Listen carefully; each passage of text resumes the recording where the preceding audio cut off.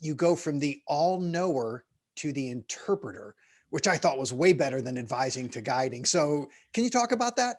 Absolutely. No, you're right on. And it was actually, even we're going even before that, it's selling to advising to guiding. And selling didn't have a negative connotation back then because information was less available and accessible to the consumer.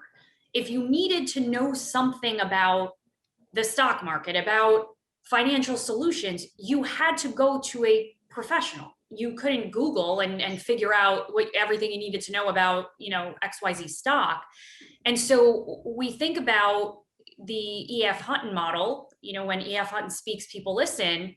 Right. But the model now is when the client speaks, we listen, meaning the model has been flipped on its head. The consumer has the ability to literally change the entire consumer's perspective on a company. Meaning, if you say, I've had a terrible experience at XYZ financial company, you start blogging about it, you start talking about social media about it. I mean, look what happened to Peloton last year, right? Everybody was really upset with the Peloton commercial and everybody sold out. So the consumer has a tremendous amount of power. And with that, we realize that the advisor's job is no longer just to educate the client because they can educate themselves via all these channels.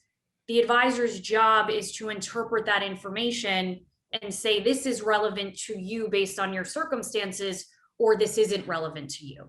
So it's not teaching them something that they can't figure out really on their own. It's interpreting that information and guiding them on what to ignore and what to pay attention to.